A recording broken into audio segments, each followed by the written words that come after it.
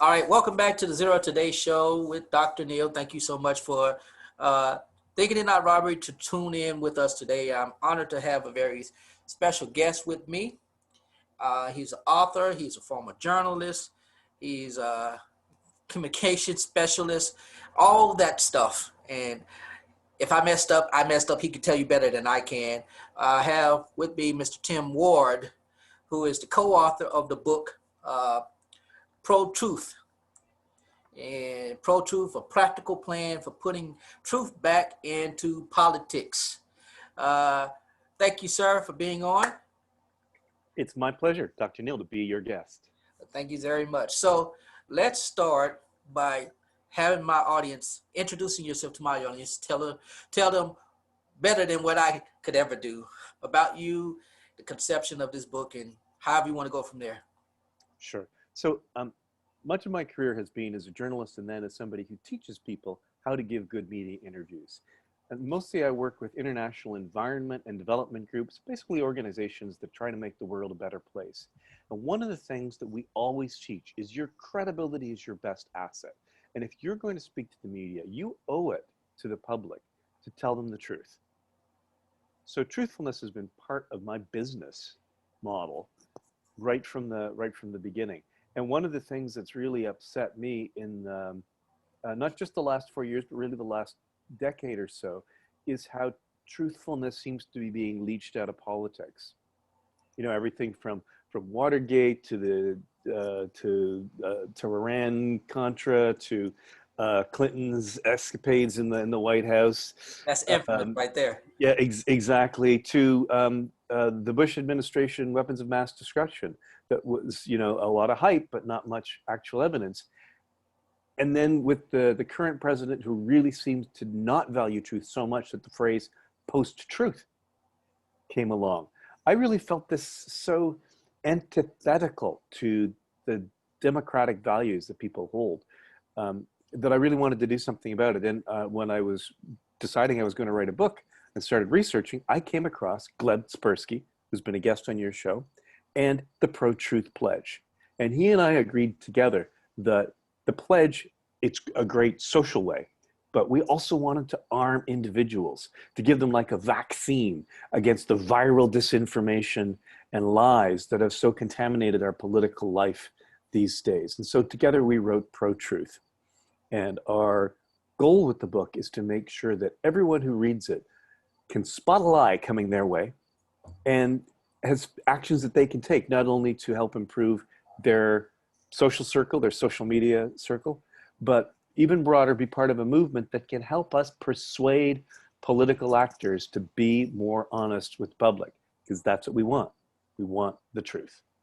You're absolutely right. And I've sensed this over the last, I guess, more so over the last 4 years, 4.5 years than ever before. And you gotta excuse me, my little dude is here wanting attention. Everybody, y'all hear Jackson in the background. I can't control, I'm not even gonna try to control him. I'm gonna fix it later. But anyway, I sense this, especially over the last 4 years. And being a part of being in ministry where I'm supposed to be communicating truth, as I understand it, as we come, as in our religious, what's the word I'm looking for? Our religious perspective and pursuit. That's what we're supposed to be doing. And it grieves me to see how much false information, misinformation, and disinformation is out there.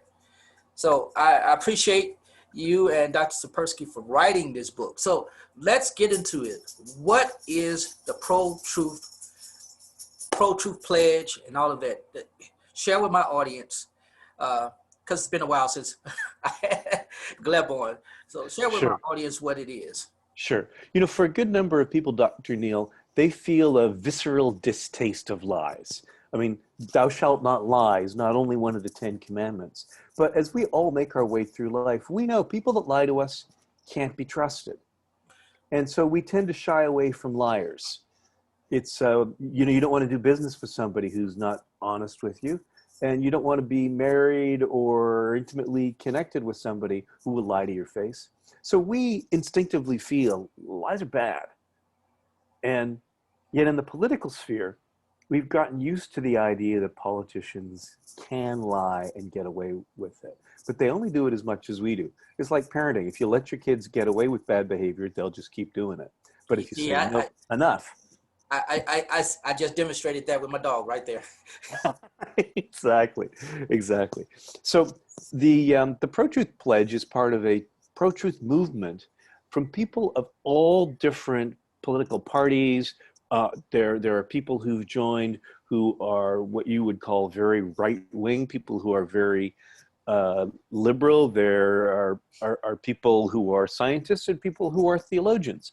It's all around the spectrum. But the one thing they have in common is they recognize the truth matters. And beyond that, they recognize that if you don't value truth in politics, you actually don't have a basis for a democracy. When you think about it, one of the beautiful things about this country is people with different beliefs and backgrounds are the ones who founded it, right? It was freedom of religion that drew all the pilgrims to this country back in the early days before it was even a nation. So people with different beliefs are allowed to practice their beliefs here, but we can form a political system when those people agree on a common set of truths, right? We hold these truths to be self-evident. It's really one of the basic ones. But all of public life means you have to agree on some truths. And then you can debate, well, which way are we going to go? There are different policy prescriptions that different people with different beliefs will have. But when you have a common set of facts, then you can agree on what to do. And if you can't agree on the facts, then it breaks down into tribalism. And the tribes are fighting the tribes, just like, back in Old Testament days, and everybody is your enemy. And, that's what we've actually seen today. It's no surprise. When you devalue the truth, people who don't think like you, they become the enemy. It breaks my heart, Dr. Neil, to hear, some of my friends on Facebook saying they hate our country. Right? As if anybody hates this country that we live in. But that's how polarized it's gotten. And it's happened because we've lost our sense of truth. So that is, for me and for Gleb, that's where this started. And helping people regain truth as something they can stand on, as a firmament they can stand on, is what the Pro-Truth Pledge and what the book and the movement is all about. So let me hit you with the first question that comes out of the book. Chapter 1. Why should we care about truth in politics? Yeah, well, as I said, if you don't care about truth in politics and you allow political leaders to lie to you and you don't punish them for it, then the best liar wins. The one who tells people the biggest con, they're the ones people will end up voting for. And if you've got the biggest con artist winning the election, you're going to get that in government too. You're going to get corruption because they're going to do special deals with their friends and family. Has that happened? Yes, check the box. You're going to get incompetence. You're going to get people denying reality, and then there's going to be tragedy. The pandemic, right? It's going to disappear, folks, right? Like a miracle, it'll go away, right? And then we find out that actually Trump was saying he was doing that deliberately as a strategy. He wanted to play it down. Wow. I mean, he's saying that he lied to the American people. And with the pandemic, there's a real cost. Those are facts that we're being lied about. And, this book is non-political. I don't frankly care what people's perspectives are, left or right, but I do care about how they value the truth. And then worst of all, you get authoritarianism because the structures of democracy that depend on truth get knocked out one by one. You get people saying, hey, elections, it's going to be rigged, or, these votes don't count, or you can vote twice. All these things, these lies that start to flood in, people lose their confidence in the system itself, and that breeds authoritarianism. So short answer, lack of truth in politicians and election leads to corruption, leads to incompetence, and leads to authoritarianism. And that sadly is the path that we seem to be falling down. In the book, you talk about, you actually define what telling the truth is, and give scenarios about that in chapter 1 of the book, which I really appreciate the scenarios. As I was reading through them, it gave me a little bit more perspective into how we formulate the idea of what we believe to be true. And I was reading some of the scenarios, and I'm like, I've thought like that before, and I'm sure plenty of people think like this. And the rationale for thinking like that is based on the information they receive, Mm-hmm. and they choose to uh, formulate it based on however they have processed it. Yeah, yeah, So, exactly. let me, so when the other thing about the pro-truth book, and I really appreciate that you and Dr. Persky are very much non-political, apolitical with this, because this is an apolitical issue. Yeah. Um, Or and I would even say it's a transpartisan issue. It's not that it's not political, it's that everybody to the left and the right has a stake in the truth being established and then the debate being over policy, right? If the truth is we're in a pandemic, the policy should be what's the best way to deal with it. If the truth is humans are causing climate change, then the policy argument should be how do we deal with it? yeah, so let's get to the media and its Yeah. involvement in this.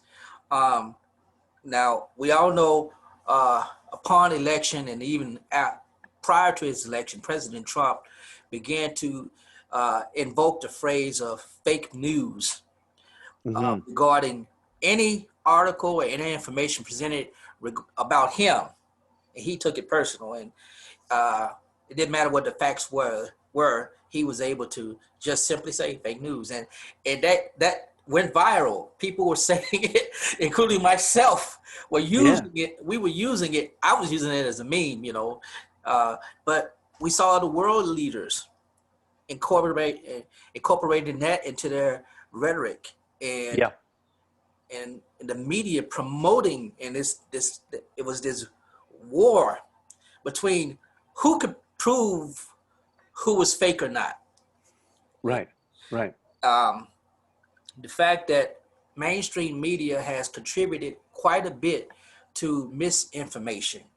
And if I could use the Black Lives Matter Please. movement as an example, uh, for the last 8 years or more, the narrative regarding Black lives, particular Black men and police involved shootings or engagement, has been promoted as something that's uh, all but inevitable for a Black man. So if I go out on the street and I encounter a white police officer, the end result will likely end with me being victimized in some capacity. And that has become the narrative. Um, and you write in the book a chapter on the decline of mainstream media's influence. And can you explain how their their decline in influence is contributing to this need for pro-truth? Sure. So let me say first, I'm a former journalist, and I really, one of the things that I loved about journalism is it required finding out what really happened, talking to people who were there at the scene, if it's like a crime or something like that, doing research, if it was a matter of policies or discovering origins or something, or science, talking to scientists about how did they find something.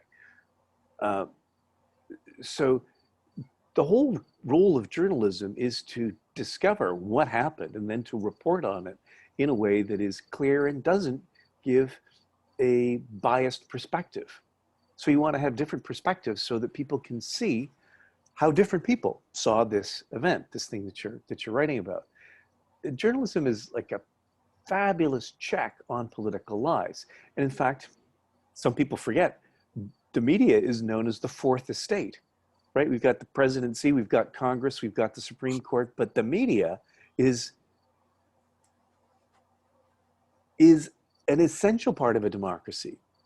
They're the ones who tell people what the heck is going on. Mm-hmm. So that's a very crucial role to play in our society. Now, the media is always challenged by politicians who want to lie, by business leaders who want to lie, by by legal cases where different people are telling lies all the time. So lies are something the media is used to dealing with. It's always challenging, but part of their job is to tease out who's telling the truth and who's telling the lie. They don't always get it right, but part of their job is to do their best at it. The challenge that's really hit the mainstream media, though, was the internet. When the internet came Mm, along, and I'm old enough, yeah. I'm old enough that I remember, right? You used to buy your newspaper, right? And they'd be delivered to your door every week. That's how everybody got their news. Yes. Yes. But when the internet came along, why would you pay to have a piece of paper delivered to you when you can just get it virtually?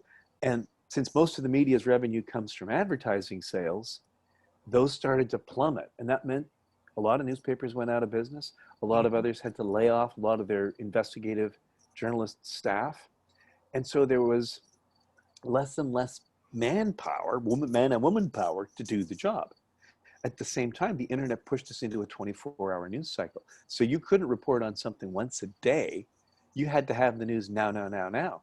The internet was constantly updating.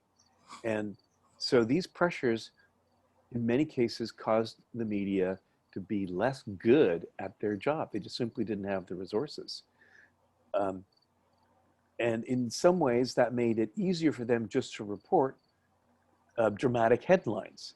So if the president or really any leader fires off a tweet and says something outrageous, simply reporting on the tweet becomes a news story without the rigorous fact checking around it to determine, well, what is really behind this. So that's some of the ways in which the media has lost its own power and then lost its influence because people have come to trust it less and less. And one of the things that we talk about in the book is, man, if you want to keep the media alive, you have to consider supporting them. And you can get subscriptions to newspapers for like $5 or $6 a month. It's like the cost of a couple of slices of pizza. So we think one of the best things you can do is find credible news outlets and support them. Your local NPR station, doesn't really matter what it is, but you got to pay for something, just like we pay for the rest of our government through taxes. And you make a good point regarding the internet. Now, I came of age. I was in college. No, actually, I was in high school when the interwebs Yeah, was beginning. all those tubes. Yeah, and I can remember uh, my senior year in high school and my first year of college. The, it was rare to have access to it. And by my sophomore junior year, they made it available, and I got I think it was connected to Yahoo and all these other groups and online chat on forums and stuff like that. So I got involved with that, and I've seen it evolve to where I rely on YouTube and YouTube individuals, personalities to provide more information than I get from the mainstream media, than watching ABC, NBC, MSNBC. Um, because I know those persons more likely are uninhibited from the information they're able to give out, and some of it is credible, some of it is not credible, and I've noticed over the last several years that when I do watch mainstream media, 9 times out of 10, it's all commentary. There's very little information given. They'll have a group of panelists, and these persons are only presenting talking points, counter talking points. They're never really talking about specific issues, only circling their satellites around it. And I think that's what is, for a lot of people who listen and watch the news, that's what confuses them, because these persons are supposed to be considered experts. These persons are supposed to be considered authorities. And the only thing they're providing is commentary. You are absolutely right. So a lot of what passes for news has shifted into opinion, and the media does a poor job at distinguishing between what's news coverage and what is analysis and opinion. You especially see that on network news channels like CNN, MSNBC, a lot of Fox News shows. Well, it's understandable because guess what? There's no research involved in commentary and opinion. You can just get some people together and they just say what they think and what they feel. There's your show. But if you're doing news, you have to research it. You have to fact check it. You have to go out and do interviews. So it's cheaper to do commentary. And since news channels like the ones I just mentioned are now 24/7, it's just hard for them to pay for it. So a lot of commentary is now appearing in ways that it's hard to distinguish between news. One of the things that we say in the book that news organizations need to do is they need to be much clearer about what is commentary and what is news. You can't tell just from reading a headline. So that often misleads people. It's one of the big things that the media's got to work on. Now, let me come back and say one more thing. Okay. Yeah. You mentioned your sources of news are YouTube personalities, and there's pluses and minuses for getting your source of news from a non-mainstream media source. The first one is you may like what a person has to say. You may like their values and their beliefs, but that doesn't mean that they themselves are doing a credible job at fact-checking. So as if you start with somebody you think is really trustworthy, it's worth rigorously fact-checking them to see if what they're saying lines up with the facts that can be determined. Now, frankly, if you find somebody amusing or you just like what they say, there's no harm watching them, but you should have appropriate skeptical filters if they haven't been rigorously fact-checked. The real problem with social media is people tend to pass on what they see without checking to make sure whether it's fact or opinion or even bald-faced lies. Because we know so many countries have farms that churn out misinformation intended to deceive American voters. And that's tailor-made to fool us. And people pass it on to their friends, to their relatives, and who do we trust? Our friends and relatives. So if I'm your friend, Dr. Neil, and you send me a post or a video and say, hey, check this out, I'm going to think, hey, Dr. Neil sent it to me. Probably it's true because I know you. So that's where big misinformation gets into the American mind. It's funny that you should bring that up because your book does address social media, a whole chapter to it. Yeah. And one of the things that you touched on is sharing, individual sharing. I've told people, don't send me anything.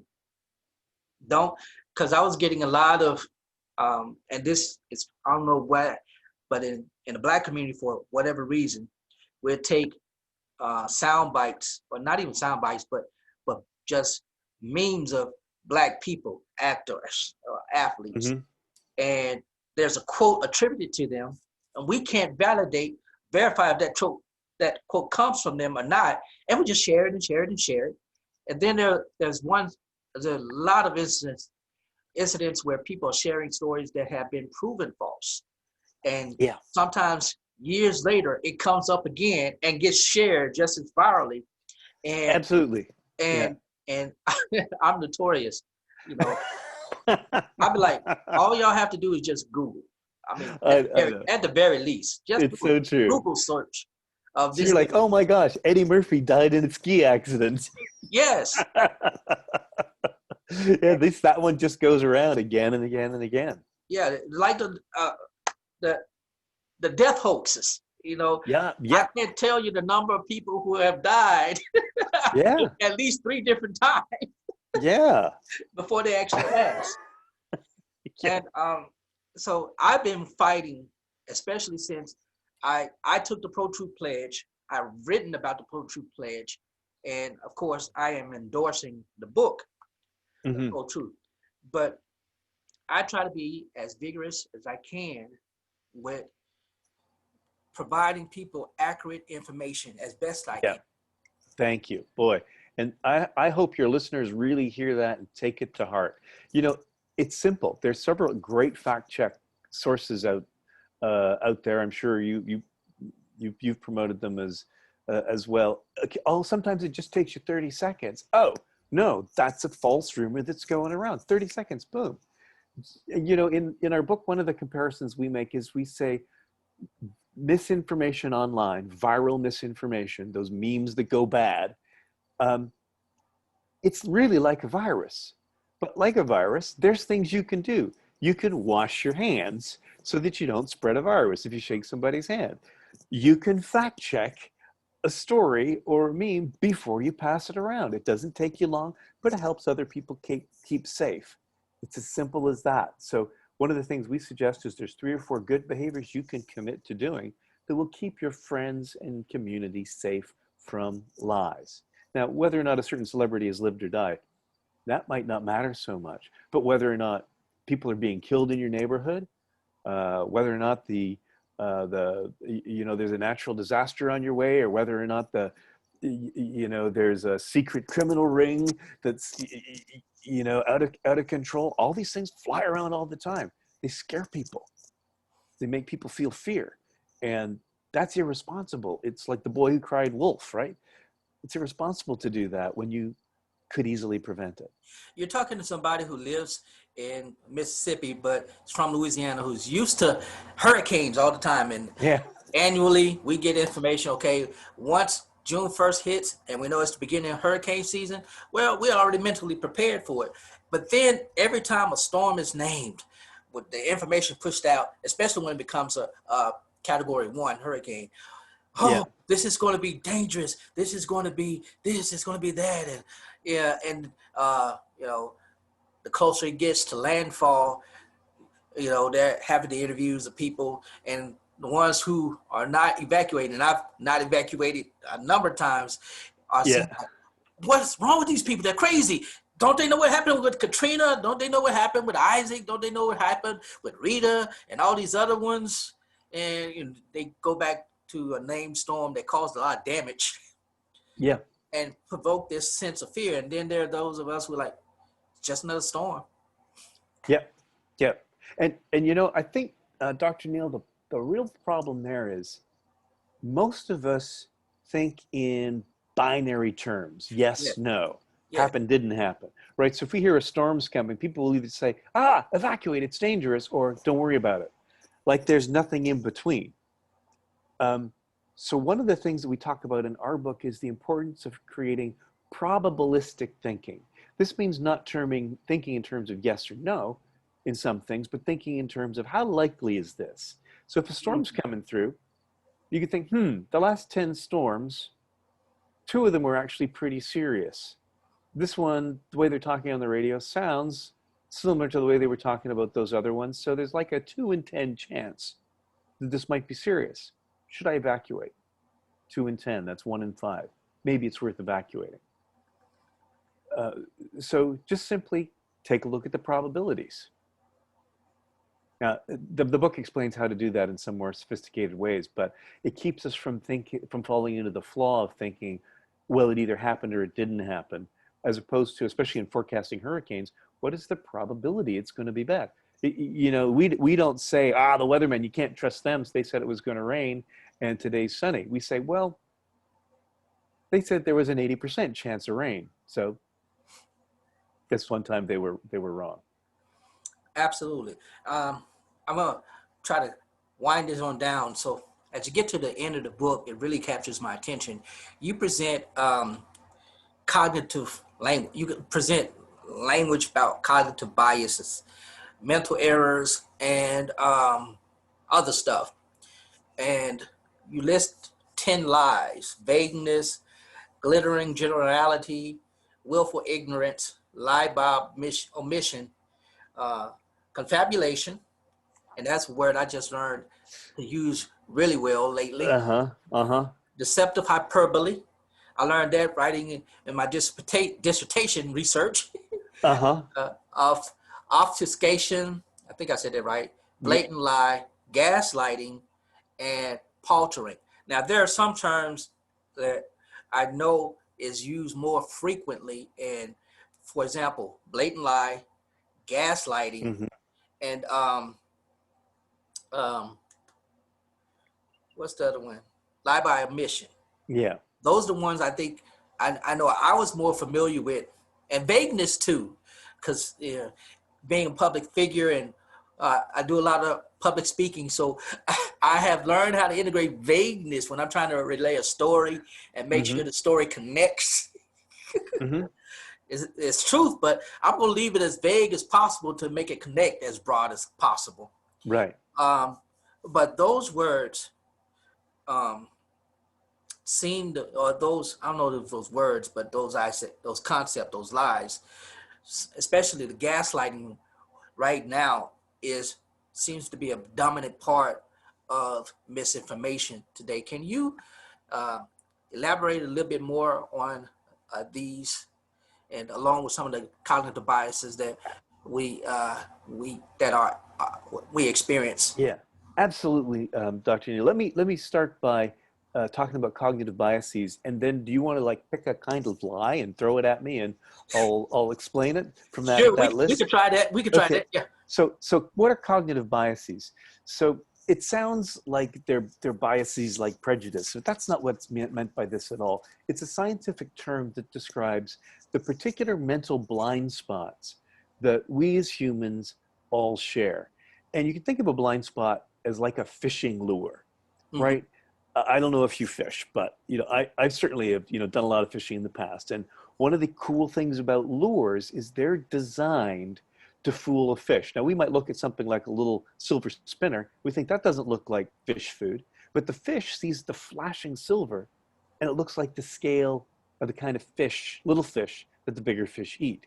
Mm. So it specifically makes it look real to the fish. So our cognitive biases are blind spots that we have that allow us to be fooled by people who can make something look like the truth when it's not the truth, right? Just like any really good liar can do. People can take these cognitive biases and fool us in those ways. And this is easy to illustrate by talking about one of the most powerful kinds of cognitive biases, which is called the illusion of truth. Hmm. Now, how do you make a lie look like a truth? Well, one of the ways that scientists have actually tested and studied this is to repeat it so much that it becomes familiar.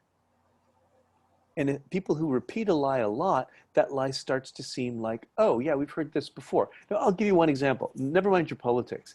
Everybody heard Trump say again and again, crooked Hillary, crooked Hillary, crooked Hillary, crooked Hillary, so much that even people who planned on voting Democrat would say, at Hillary, there's something I just don't trust about her, Mm-hmm. right?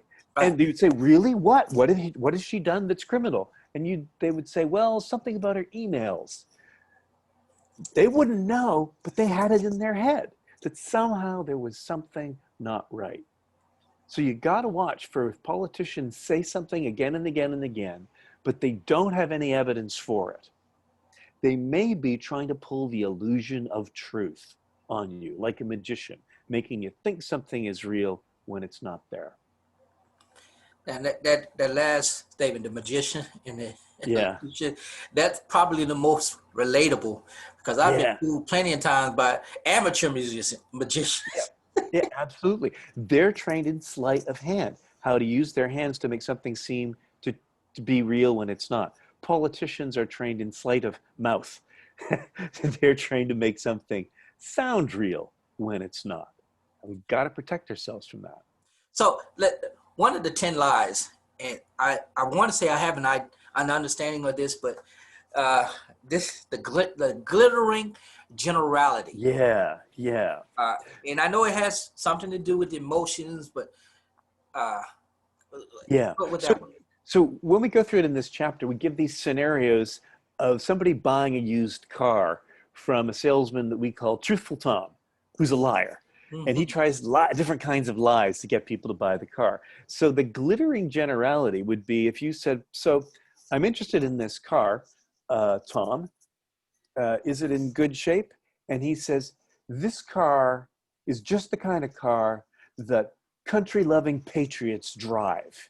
You'll see so many people driving down the road with this car. They've got an American flag in the back seat because they know this car is made in America. They love their country. That's why they buy this car. And it's like, wow, oh my God, this really appeals to my value of patriotism. And so you may think, yeah, this is the car for me. But what Tom has left out is whether or not this particular car actually has a good engine or not. So he's like, with sparkle dust, he's throwing sparkly glitter at you, talking about your values, the things that are really worth cherishing. But that sparkly glitter blinds you to the fact that he hasn't talked about whether or not the engine's good, which you deserve to know. So let me give you an example from the pandemic. I'm going to make this up.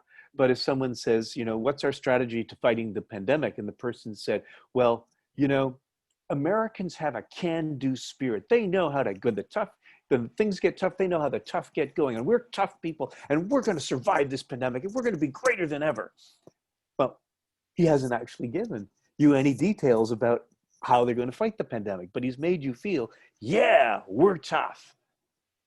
So that's a glittering generality. You know, you broke my heart. I was in sales for a number of years. That is how I made my commission. Well, you know, and the truth is, there's nothing wrong with evoking values. Yeah. But if you Right. use somebody's values to deceive them about a problem, that's really dishonest, right? Yeah. If you take That, something that somebody really cares about, whether it's caring for people who are sick, or valuing their patriotism, and you abuse that to get them to fool them into something dishonest, that's a lie. And I know you would never, in your days as a salesman, you would never use people's values to lie about the thing oh you're selling. no, I Of just course not. I just stretched my my well, I never lied. Yeah. You may have a career in politics, Dr. Neil. No, I really appreciate this book, and I'm going to bring this interview to a close. And I Sure. really appreciate you and Dr. Persky for putting this together. Um, so the book is full of very, very vital information that I believe everybody should get. If I was like Oprah, I'd be like, you get a book and you get a book and you get a book, you know, because the value of the information in this book, as I have read and you know, I thought I knew enough, and I've garnered so much more from this, and I just appreciate the writing is easy to read, and yeah, it's long, you know. I'm sorry. Mhm. I've gotten into the habit of listening to audio books and not reading as much. That's just fine. And so when I was reading, it's like, oh, but it was really fun and interesting to read. Um, for those of you just joining me, I am talking with Tim Ward, co-author of Pro Truth, the Pro Truth book, Pro Truth book, and what's the whole name of it? Pro Truth, a practical plan for help me get the right. Putting truth back into politics. Thank you. Yeah, you do think I should. You think I would know that since the book is right in front of me. That's what I get for trying to come about, you know, being smart. So tell my audience how they can get a copy of the book, how they can get in touch with you, and if they were interested in putting this into action in their personal interactions and their personal engagement on social media and in the personal relations, how they can go about doing that. Sure, absolutely. So first, the book. And the book is your personal protection plan. You read this, you can get smart about how politicians lie to us, and you can make yourself safer. It's pro-truth, that's all you really need to know. You put that in wherever you like to buy books, whether it's Amazon or Barnes & Noble or your local bookstore, and I'm all in favor of supporting local bookstores if they're selling books online these days. Just ask them for Pro-Truth, it'll pop right up. It's a great name, eh? Nobody else has written a book with that in the title. So Pro-Truth, that'll get you the book. Beyond the book, there's the pledge, which is something that everybody can agree to follow that helps keep them from spreading misinformation on social media. And there's a super easy website that you can go to. It's protruthpledge.org, protruthpledge.org. And there you can read about the pledge. You can see how easy it is. You can share it with your friends, your contacts, and you can do your part to make the internet less dangerous, less filled with misinformation. And boy, in election season, that is so necessary. And on that website, you'll also see there's easy buttons to find where you can volunteer, where you can look at other ways that you could support or join the movement. You can become part of the pro-truth movement movement. And if you feel you've had enough of politicians lying to you, this is the place to go and do something about it.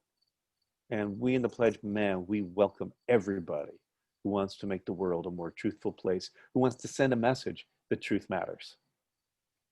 Awesome. Again, thank you so much for joining and giving this information. And I hope my listeners will take this in consideration seriously and do all they can to be proactive and pro-truthful. Thank you so much. You have a wonderful day. Thank you guys for listening. And that is it.